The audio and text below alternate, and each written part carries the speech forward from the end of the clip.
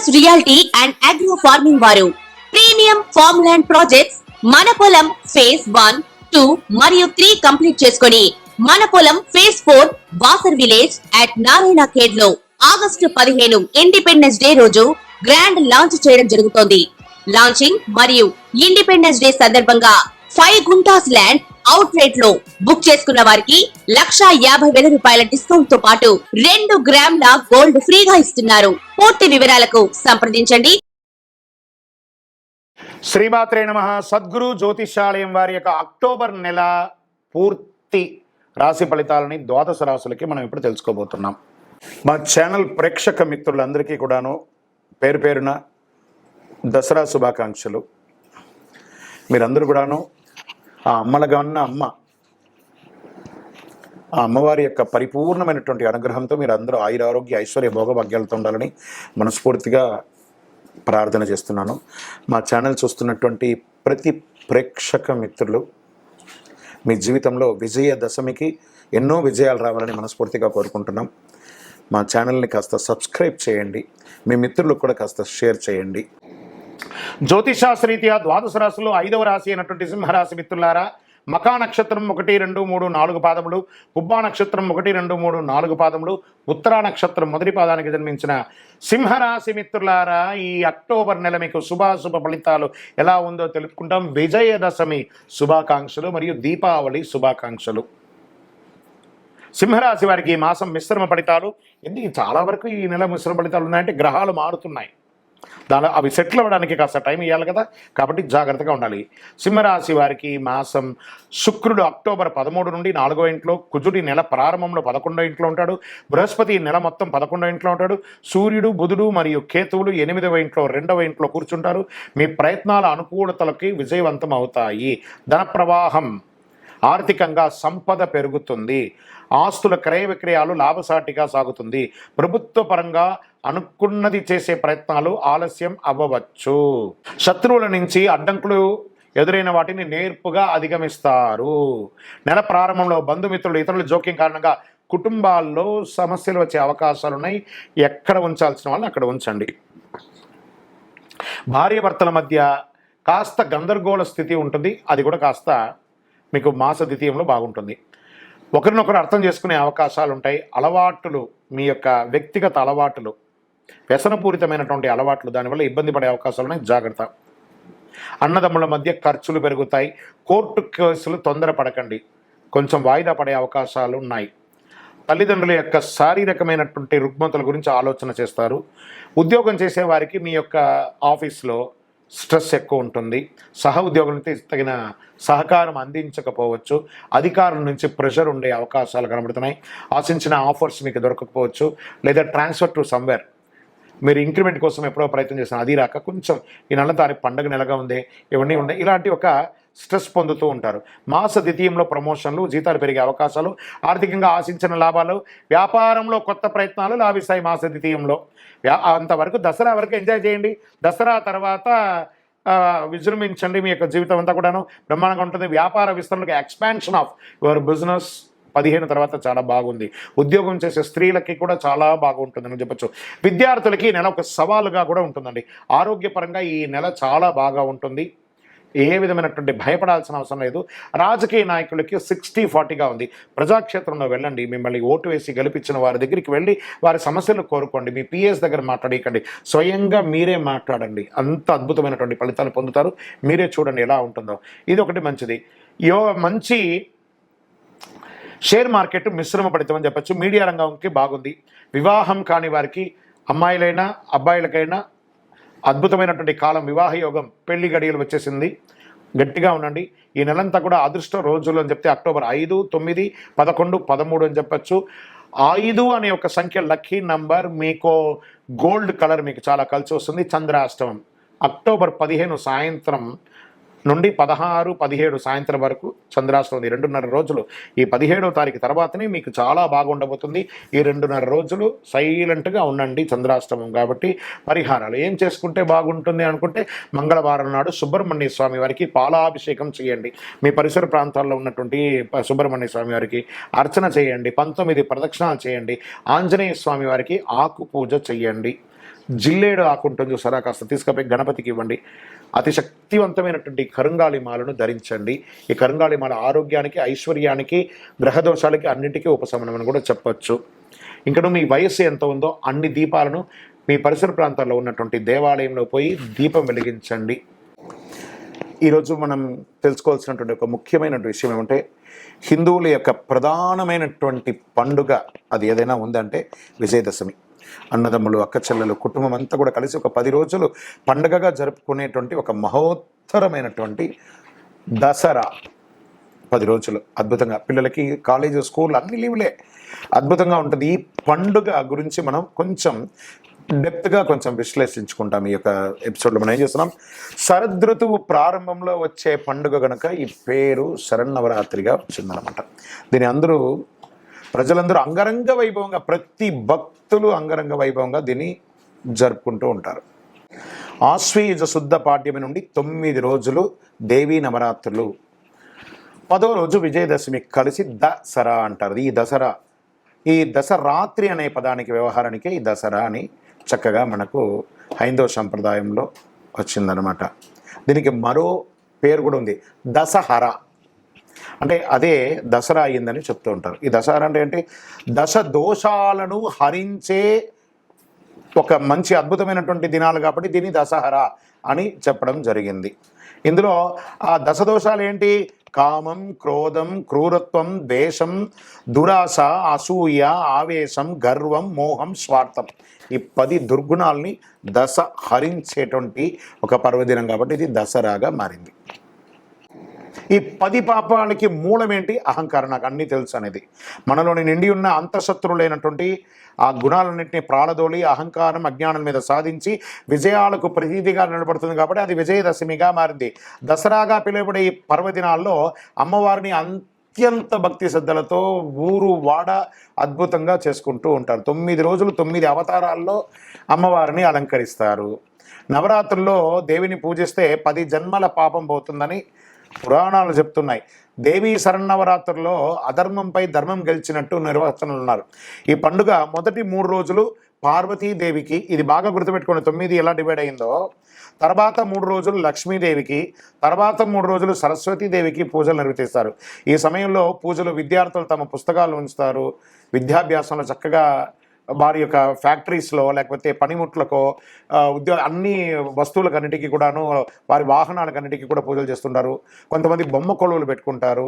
ఆలయాలకి అమ్మవారికి ఒక్కొక్క రోజు ఒక్కొక్క అలంకారం చేస్తారు. ఇలా ఒక్కొక్క అలంకారం చేస్తారు కదా. ఈ 9 రోజులు 9 అలంకారాలు చేస్తారు. మరి ఆ రోజుల్లో ఏ నైవేద్యాలు కూడా పెడతారు, ఏ అలంకారం చేస్తారు అది కూడా తెలుసుకుందాం. మొదటి రోజు శైలపుత్రిగా, పాడ్యమి రోజు విశేష పూజలు చేస్తారు. ఆ రోజు పాడ్యమి రోజున శ్రీ దుర్గాదేవిని చలిమిడి, వడపప్పు, పాయసంతో నైవేద్యం చేసుకుంటారు. మరి రెండవ రోజు వచ్చేటప్పటికి బాలా త్రిపుర సుందరీ దేవిగా ఈరోజు కుమారి పూజ చేస్తారు. విధి రోజు బాలా త్రిపుర సుందరి దేవి తీయటి బూందీ, శనగలు నైవేద్యం పెడుతుంటారు. 3వ రోజు గాయత్రీదేవి, అన్ని మంత్రాలకు మూలశక్తి అయింది గాయత్రీదేవి కాబట్టి మంత్ర జపంతో చతుర్వేద పుణ్యం దక్కుతుందని ఆ రోజు గాయత్రీదేవికి రవ్వ కేసరి, పులిహోర నైవేద్యంగా పెడతారు. 4వ రోజు లలితాదేవి, ముఖ్యంగా చెరుకు గడం ధరిస్తే దేవి అనుగ్రహం కోసం సుహాసిని పూజలు చేస్తుంటారు. లలితా సహస్రనామం చేసి కుంకుమార్చన అన్ని కూడా చేస్తూ ఉంటారు చక్కగా. ఆ రోజు పొంగలి, అన్నపూర్ణాదేవిగా ఉంటారు కాబట్టి పొంగలి పెడుతూ ఉంటారు. 5వ రోజు సరస్వతీదేవి, మూలా నక్షత్రం రోజు నిర్వహిస్తారు. భక్తులు అజ్ఞాన తిమిరాన్ని తొలగించడానికి ఉంటుంది. ఈ లలిత పులిహోరను పెసర బూరెలు కూడా దానికి పెట్టవచ్చు అని అంటారు. 6వ రోజు అన్నపూర్ణాదేవి, ప్రాణకోటికి జీవనాధారం, సాక్షాత్ పరమశివుడికే అన్నదానం చేసినటువంటి ఒక అమ్మ. అలాంటి రోజు బెల్లం లేదా పంచదారతో చేసిన క్షీరాన్నాన్ని నైవేద్యం చేయొచ్చు అంటారు. తర్వాత 7వ రోజు మహాలక్ష్మిగా, గజరాజు సేవిస్తుండగా అమ్మవారి దర్శనం కలుగుతుంది. డోలాసురుడు అనే రాక్షసుని సంహరించి శరన్నవరాత్రుల్లో మహాలక్ష్మిని పూజిస్తే సర్వమంగళ యోగాలు దక్కుతాయి. ఆ రోజు అమ్మవారికి కొబ్బరి, శనగపప్పు, బెల్లము ఇవన్నీ కూడా పెట్టి అమ్మవారికి ఇష్టమైనటువంటి చక్కెర పొంగలి, దద్యోదనం, పులిహోర నైవేద్యం పెడితే చాలా విశేషంగా ఉంటుంది.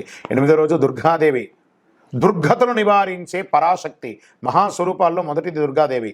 అమ్మను అర్చిస్తే శత్రుపీడ పోతుంది. ఎర్రని వస్త్రం, ఎర్రని అక్షంతలు అమ్మవారికి సమర్పించాలి. అంత అద్భుతం తెలుసా. ఆ రోజులో అమ్మవారికి ఆ దుర్గాష్టమి రోజు గారెలు నిమ్మరసం కలిసి అల్లం ముక్కలన్నీ పెడతారు. అదే రోజు కొన్ని ప్రాంతాల్లో అద్భుతంగా దుర్గాష్టమి చాలా విశేషంగా చేస్తారు. ఇంకో కొన్ని ప్రాంతాల్లో మన తెలంగాణ ప్రాంతంలో అయితే ఏం చేస్తారంటే సద్దుల బతుకమ్మ అంటే చాలా విశేషం. ఆ పూల వరుసలు అన్నింటినీ కూడా చక్కగా పెట్టి ఆ అమ్మలు అందరూ కూడాను చక్కగా సద్దులు తీసుకుపోయి అమ్మవారిని తయారు చేసి పూలతో చక్కగా ఆ నీళ్ళలో కలపడం ఇవన్నీ జరుగుతూ ఉంటుంది. ఒక్కొక్క ప్రాంతీయ పద్ధతిగా ఒక్కొక్క రోజుగా ఇలా 9వ రోజు మహిషాసుర మర్దిని. నవరాత్రులు మహోగ్ర రూపం అంటారు. అమ్మవారు విల్లు అంబు చేతులు పెట్టుకొని పులి పెట్టేసుకొని ఆ యొక్క మహిషాసురుని సంహరిస్తున్నటువంటి రూపంలో మహోగ్ర రూపం. అందుకే మహర్నవమి అని అంటారు దీన్ని కూడాను.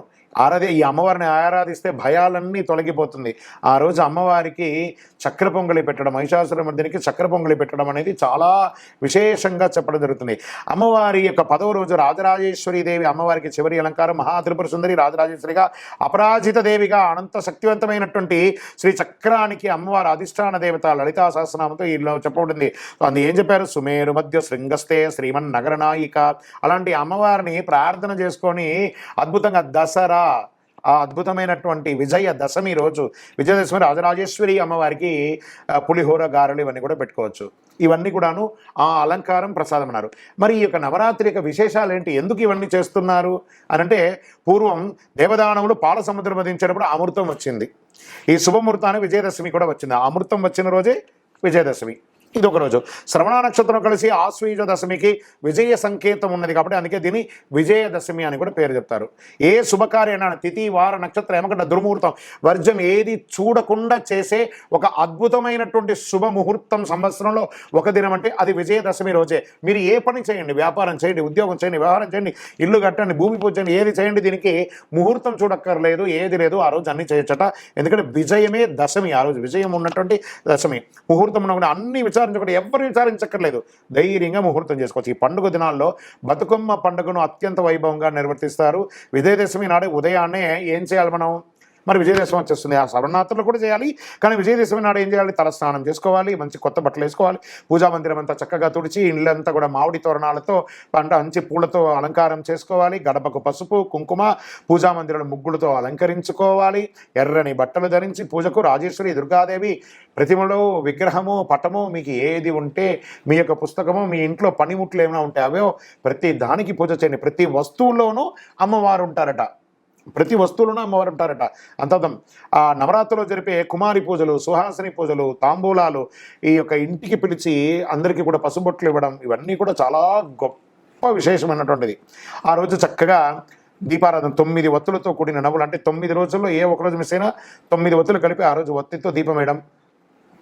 6 గంటలకు పూజను ప్రారంభించారు. రాజేశ్వరి అష్టక, మహిషాసురమర్దిని, లలితా సహస్రనామం, దేవి ఖడ్గమాల, సౌందర్యలహరి ఇలాంటి శ్లోకాలన్నీ కూడా చక్కగా చెప్పుకోవచ్చు. ఏవి నాకు తెలియట్లేదండి శ్లోకాలు అవన్నీ కూడా శ్రీమాత్రే నమః అని ప్రార్థన చేయండి. అన్ని కురిపించేస్తుంది అమ్మవారు. అమ్మ చాలా మనం ఫస్ట్ మనకి ఏదైనా ఒక చిన్న దెబ్బ తాకితే ఏమంటాం? కాలు కింద పడితే ఏమంటాం? అమ్మ నరుస్తాం కదా. మనం వేరే ఏది అనట్లేదు కదా. ఆ అమ్మ ప్రతి అణువులోనూ ఉన్న అమ్మకు మనం అందరం కూడా విజయదశమి వస్తుంది. అందరూ కూడా మీ జీవితంలో విజయాలు పొందాలి. మరి ఈ విజయదశమి నాడు శ్రీశైలంలో, విజయవాడ కనకదుర్గ దేవాలయంలో దర్శించుకోవచ్చు, లేదా మీ స్థానికమైనటువంటి దేవాలయాల్లో దర్శనం చేసుకోవచ్చు. కోటి కుంకుమార్చనలు జరుగుతుంటాయి, లక్షార్చనలు జరుగుతుంటాయి, కుంకుమార్చనలు జరుగుతుంటాయి.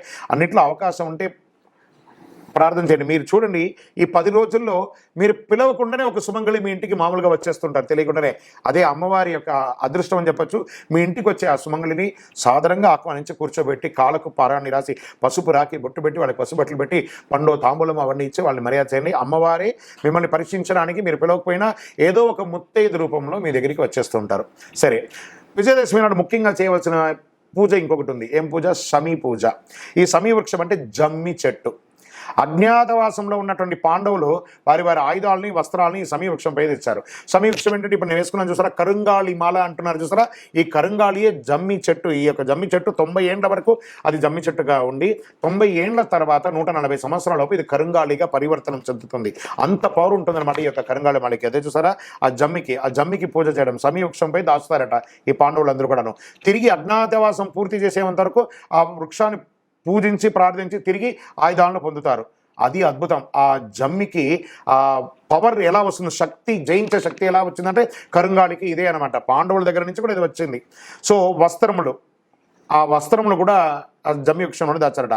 అపరాజితాదేవి ఆశీస్సులతో కౌరవులపై విజయం సాధించారని పురాణాలు కూడా చెప్తున్నాయి. అలాగే శ్రీరాముడు విజయదశమి రోజున అపరాజితాదేవిని పూజించి రావణుని సంహరించిన రోజు కూడా అదే రోజు కూడా కాబట్టి ఆ రోజు కూడా విజయదశమిని కూడా చెప్పారు. మరి సమీ పూజ అనంతరం పాలపిట్టను చూస్తే ఆచారం కూడా ఉంది, అందరికీ కూడా పాలపిట్ట చూడాలని. మరి ఆ రోజు ఏం చేయాలి? సమయతే పాపం సమే శత్రు నివారిణి అర్జునస్య ధనుర్ధారి రామస్య ప్రియదర్శిని అని చెప్పి ఆ రోజు జమ్మి పూజ కూడా చేసుకుంటారు. ఆ చెట్టుకు ప్రదక్షిణాలు చేస్తూ పై శ్లోకాలని స్మరిస్తూ ఆ శ్లోకాన్ని రాసుకున్న చీటీలు లేదా మన యొక్క కోరికలు ఏదైనా ఉంటే దాన్ని తీసుకొచ్చి ఆ జమ్మి చెట్టుకి అందరూ పెడుతూ ఉంటారు. ఇది కొన్ని ప్రాంతాల్లో ఉంటుంది, కొన్ని ప్రాంతాల్లో అదే అంత పవర్ఫుల్ అండి. కరుంగాళియే జమ్మి, అంత అద్భుతం అండి. ఈ శ్లోకం రాసుకున్న చీటీలు అందరూ జమ్మి చెట్టుకు తగిలించి వారి వారి కోరికలు చెప్పి 19 ప్రదక్షిణాలు చేస్తూ ఉంటారు. ఇలా చేయడం ద్వారా అమ్మవారి కృపతో పాటు శనిదోష నివారణం జరుగుతుంది. శమికి పూజ చేయడం వల్ల శనిదోషం, శమికి ఏం జరగడం, అదే ఇక అద్భుతం. ఆయన యొక్క వృక్షమే ఇది. ఏం చెప్తాం? దేహి మే బుద్ధి వైషం శని బాధ వినాశాయ ఘోర సంతాపహారిణే కనకాలయ వాసాయ భూతనాదాయ తనమ. ఏం చెప్తున్నారు? ఈ జమ్మి చెట్టుని పూజించి ప్రార్థన చేయడం ఏమిటో, దేహి మే బుద్ధి వైశిష్ట్యం, దేహి మే నిత్య యవ్వనం, దేహి మే పరమానందం, దేవదేవ జగత్పతే అని ఆ జమ్మి చెట్టుకి పూజ చేయడం జరుగుతుంది. అందుచేత అసాధ్యం సాధ్యమయ్యే చేసుకునే ఒక అద్భుతమైనటువంటి దినం కాబట్టి విజయదశమి. మీరందరూ కూడాను ఆయురారోగ్య ఐశ్వర్య భోగభాగ్యాలతో ఉండాలని ఆ అఖిలాండ కోటి బ్రహ్మాండ నాయకుడు శ్రీ ధర్మశాస్త్ర అయ్యప్ప స్వామి వారి 18 అవతారాల దేవాలయంలో కొలువైనటువంటి జీవశాస్త్ర తిరుపతిలో జీవకోణ అనే ప్రాంతంలో ఉన్నటువంటి ఆ స్వామివారిని మనస్ఫూర్తిగా మీకు ప్రార్థన చేస్తున్నాను. మీరందరూ తిరుపతికి వచ్చినప్పుడు అనేక దేవాలయాన్ని తప్పకుండా దర్శనం చేసుకోండి. రైల్వే స్టేషన్ నుండి బస్ స్టాండ్ నుండి ఒక 3 కిలోమీటర్ల దూరంలో జీవకోణ అనే ప్రాంతంలో ఉంటుంది. అందరికీ మళ్ళీ ఒక్కసారి విజయదశమి శుభాకాంక్షలు. అందరూ కూడా సంతోషంగా ఉండండి. మీ యొక్క ముఖంలో ఆ చిరునవ్వు పోకూడదని నేను మనస్ఫూర్తిగా ప్రార్థన చేసుకుంటున్నాను. విజయోస్తు. ఈ జ్యోతిశాస్త్రం అనేది పడుతున్న వర్షానికి ఒక గొడుగు మాత్రమే కానీ జ్యోతిష్యం జీవితం కాదు. బాగా గుర్తుపెట్టుకోండి. మీరు మిమ్మల్ని నమ్మండి, మీ కులదైవాన్ని నమ్మండి, మీ ఇష్టదైవాన్ని నమ్మండి. మీరు చేస్తున్న వృత్తి వ్యాపారానికి న్యాయంగా ఉండండి. తప్పకుండా మీ రాశి ఫలితాలు అద్భుతంగా ఉంటుంది. సకల దేవతలు మీకు అనుగ్రహిస్తారు. ఇంకా కొంతమంది లేదండి కొంచెం మానసికంగా మేము ఒత్తిడిగా ఉన్నాము అనుకున్న వాళ్ళు మీ పరిసర ప్రాంతాల్లో ఉన్నటువంటి సద్గురువులను సంప్రదించి మీ యొక్క జ్యోతిష్యాన్ని తెలుసుకోండి. లేదా మా ద్వారా తెలుసుకోవాలనుకుంటున్నారా? దయచేసి చెప్తున్నాను, అర్ధరాత్రి కాల్ చేయడం మానేయండి. 21 వయసు లోపు ఉన్న వాళ్ళు అడగకండి. 60 వయసు ఉన్న పెద్దవాళ్ళు దయచేసి, మీరు అందరూ 60 సంవత్సరాలు పొందినవారు కాబట్టి అసలు అడగకండి. ఇల్లీగల్ అఫైర్స్ వద్దు, ఆర్థికమైనటువంటి సమస్యలు వద్దు, విద్యార్థులు అసలు చేయకండి. ఎవరు తెలుసుకోవాలి? నాకు వివాహం కావాలి, నాకు వ్యాపారం బాగుందా, ఉద్యోగం బాగుందా, నా కుటుంబం బాగుందా, ఇలాంటి ప్రశ్నలు అడగండి. ఈ నెల అక్టోబర్ నెలలో ఎలా ఉందో మీ యొక్క పర్సనల్ జాతకం తెలుసుకోవాలనుకుంటే ఈ కింద కనబడుతున్నటువంటి నంబర్కి వాట్సాప్ ద్వారా మీ పేరు, date of birth, time of birth, place of birth పెట్టండి. నమస్కారం. ద్వాదశ రాశులన్నిటికీ మీరందరూ కూడా ఆయురారోగ్య ఐశ్వర్య భోగభాగ్యాలతో ఉండాలని అఖిలాండ కోటి బ్రహ్మాండ నాయకుడు శ్రీ ధర్మశాస్త్ర అయ్యప్ప స్వామి వారి యొక్క 18 అవతారముల దేవాలయం తిరుపతిలో జీవకోణలో ఉన్నటువంటి ఆ జీవశాస్త్ర స్వామి వారిని దర్శించండి. మీకోసం మేము ప్రార్థన చేస్తుంటాం. తిరుపతికి వచ్చినప్పుడు మన దేవాలయాన్ని దర్శనం చేసుకోండి. రైల్వే స్టేషన్ నుండి తిరుపతి బస్టాండ్ నుండి 3 కిలోమీటర్ల దూరంలో ఉంటుంది. విజయోస్తు. వందే మాతరం, వందే మాతరం, వందే మాతరం. శరణమయ్యప్ప.